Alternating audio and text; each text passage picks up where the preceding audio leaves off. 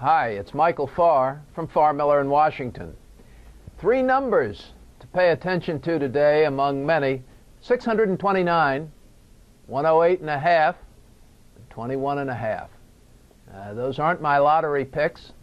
They are numbers very much of importance in the markets today. $629 billion is the number that pretty much the European banks are going to go to the ECB requesting in order to stay solvent and keep going. Markets like this, of course, because they're getting more government money. This process of trying to figure out how we're going to bail out Europe continues. Markets really don't seem to care. I think we should be paying more attention to them. I think it's a significant drag and is a real concern. Of equal concern is that markets find themselves buoyed based on more government cash and not on fundamental areas of growth, increased earnings, and increased revenues. 108.5.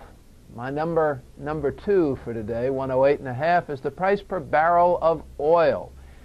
Oil has resumed its climb. It hovered in those high 90s and right around 100 for over a couple of months.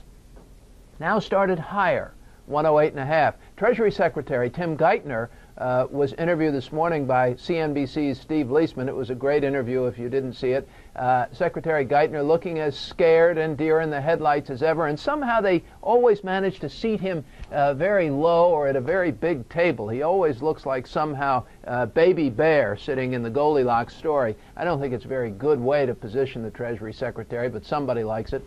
Anyway, he said today that he thought that there was no quick fix to this increase in the price per barrel of oil. We're doing some work at Farr, Miller in Washington to take a look at the budget of an average family of four.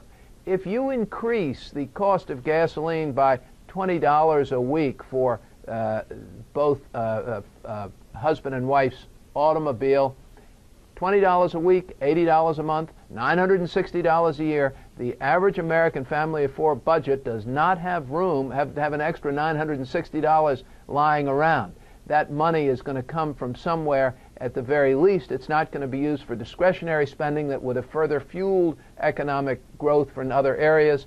I look at this as a significant tax on an already debt-burdened and struggling consumer who is only really who's still got 8.3% unemployment. And finally, 21.5%. That's the amount the S&P 500 has increased since September the 30th. That's the time, pretty much, that Operation Twist was announced by the Federal Reserve. From June through September 30th, markets declined 14% after QE2, quantitative easing, the second round, ended by the Federal Reserve. So when there was no government money available, we saw things fall. Prices fell, markets fell, indices fell 14%. Since the Fed's back in the market, and now here today we know that the European Central Bank is also in the market, we have prices rising. And as we look at the recent release and comments from the Fed, that they extended that period of very low interest rates from mid-2013 to the end of 2014, we begin to wonder what it is the Fed saw that the rest of us aren't seeing. In his comments after the Fed release, Fed Chairman Bernanke suggested that they would be even more accommodative should the situation require it. He made sounds like he would even have another round of quantitative easing, or QE3 as the wags are calling it on TV.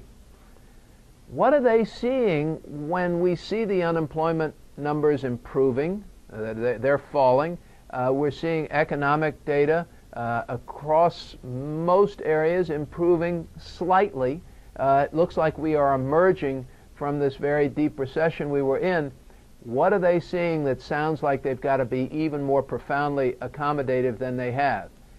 In our free market commentary that went out this week, you can get it on our website, I talk about that. And my suggestion is that I think the Fed is preparing to inoculate the economy against potential hikes in the future in fiscal policy.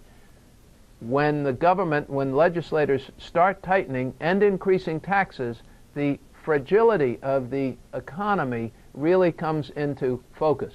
It's a problem, and in order to make sure that the economic recovery doesn't get derailed, it looks to me like the Fed is going to make sure there's plenty of cash there to compensate for whatever tightening and decrease in government spending that may occur in the future. So we watch cautiously. We continue to think that the large multinational stocks are the way to invest. They have been working very well for us and for our clients where we feel they're appropriate. That's not a recommendation to buy or sell.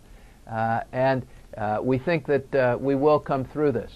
All of this extra cash really worries me. I'm really looking for the day when we get to focus again on increasing revenues, increasing earnings, well-managed companies that are growing organically. In the meantime, we'll muddle through and don't look for any major changes from government before the end of the year. They're in election mode, and they're staying very focused.